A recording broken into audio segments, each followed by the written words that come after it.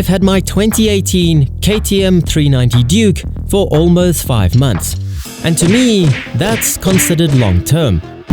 I don't usually attempt to do bike reviews because most bikes I own already have a reputation for being brilliant bikes, so my 10 cents wouldn't change a thing. But I didn't do any research before buying this one. And as a result, it's been 5 months of learning and constantly finding out new things about it, both good and bad. To get a proper feel of what it's like owning a 390, I'd suggest also watching these 3 videos that I made, that ultimately cover my first impressions, where I praise things like its epic styling and criticize its lack of accurate engine temperature gauge. I won't get to every aspect of the bike in this video, so if I don't bash it or applaud it, it's probably safe to assume that it's good. If lighting is what you want, then the Duke's got you covered. I recently noticed that it has backlit switchgear, which although doesn't make it any faster, does make me feel more special. As does the phenomenal headlight. It's brighter than me, even if that's not actually saying much. But I love seeing it light up the world, even if it's just in a parking garage, and gives me more confidence that drivers might actually see me coming.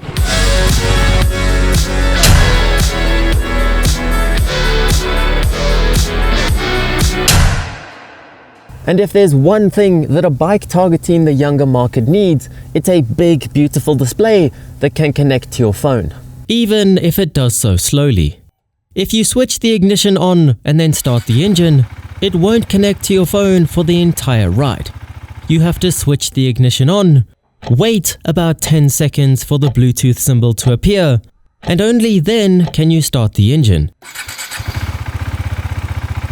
It doesn't sound like a long time, but it's a pain when you've got the startup procedure dialed and then you suddenly have to stop and wait for an eternity before you can ride away.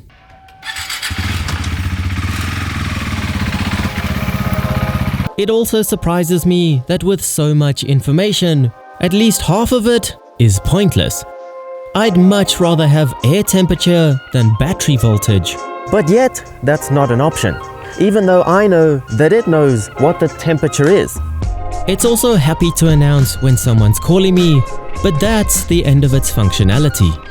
I would prefer it to behave more like a smartwatch and show me notifications too. Of course, it might distract riders, but if you can't keep your eyes on the road, you probably shouldn't have a bike anyway. I would just love to be able to check my notifications on the bike when I've just finished kitting up and my phone chimes,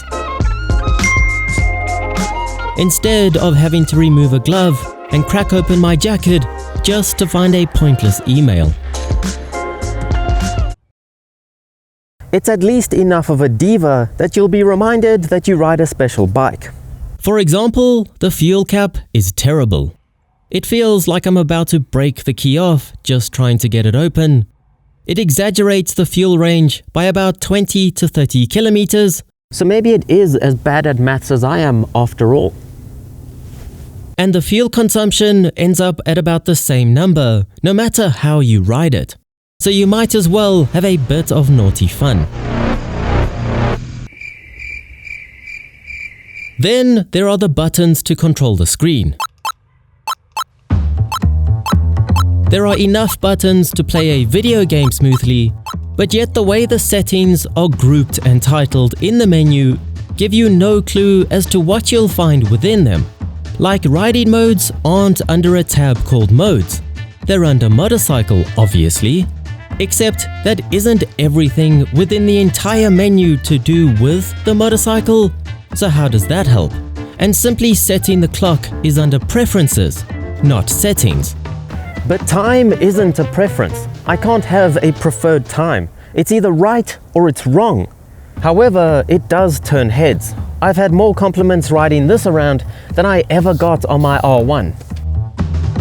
And the front seat can be removed once the rear seat is removed without any need for tools, which I appreciate after owning Japanese bikes. The steering can lock in either direction, which is convenient more times than you'd ever expect.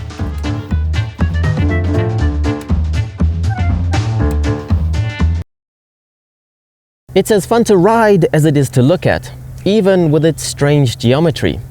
The seat height is much higher than I predicted for a small bike, making it feel more substantial, but then the reach to the bars is so short, which transforms it into a smaller feeling bike. However, thanks to its size, width of the bars, and light weight, it's not difficult to get around a corner. There is also a noticeable vibration when sitting idle, and it's a very strange bike to rev match. I can use the same coordination to downshift and rev match that I've used on every bike I've ever ridden without fault, and on this, I get a slight catch in the gearbox in return. It's frustrating and triggers my mechanical sympathy, and takes a bit of concentration to overcome years of muscle memory and pull the clutch in a fraction of a second sooner. It is fast enough to cruise at a, let's say, acceptable motorcycle cruising speed on the highway, but at that pace, it's a bit of a sitting duck. It doesn't have any power left over to get you out of trouble if you needed it, and that makes me seek back roads where it excels to avoid highways if I can.